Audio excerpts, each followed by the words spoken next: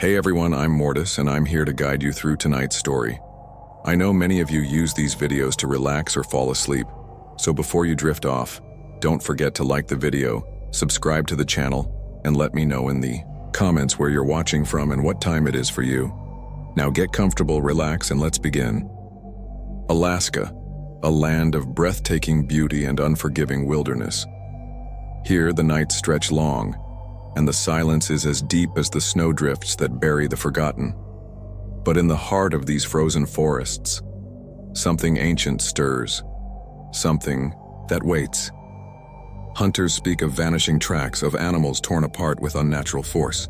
Hikers tell stories of shadows moving too quickly, too deliberately, and some, the unlucky ones, are never heard from again. For centuries, native tribes have spoken of beasts that roam under the light of the full moon. Creatures neither man nor wolf, but something in between, something hungry. Their warnings were never heeded. Modern man has always been too confident, too blind to the dangers that lurk where the wild things still reign. Legends of the Wendigo? Perhaps, but those who have seen it say it is no spirit. It is flesh and blood, a towering beast, half man, half wolf, its eyes glowing like embers in the dark. A trapper named Elias swore he saw it one winter's night. He had been following a set of tracks, massive, too large for any known wolf.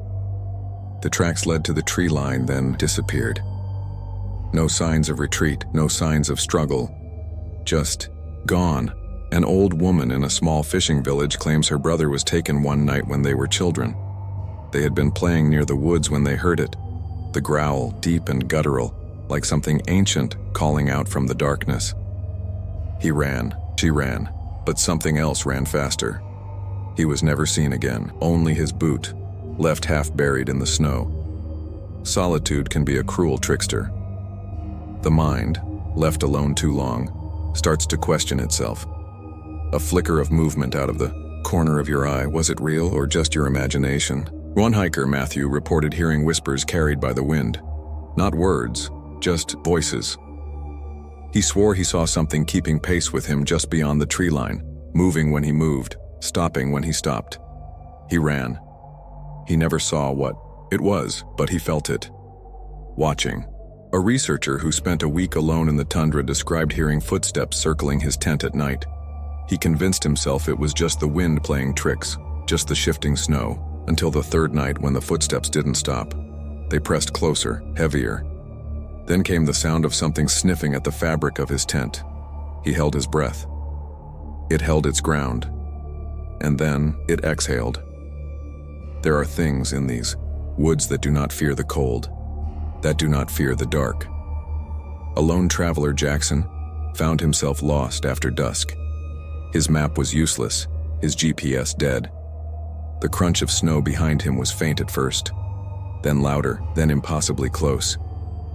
He turned, but there was nothing, just trees, just the empty frozen wild.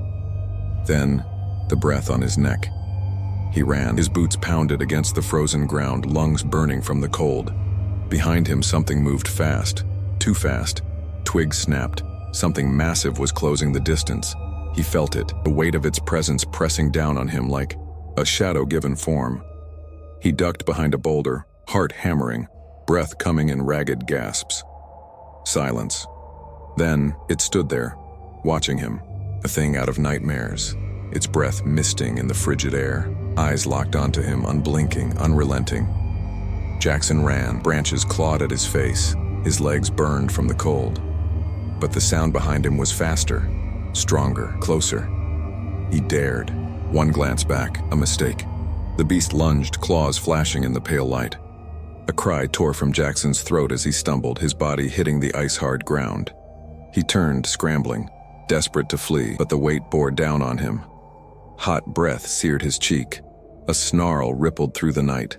Sound cue, snarling. Rapid footsteps. A sudden, sickening thud, then silence, except for the wind. Was he ever found? Some say yes, some say no. But the locals, they still whisper of the beast in the woods. They say, it still waits.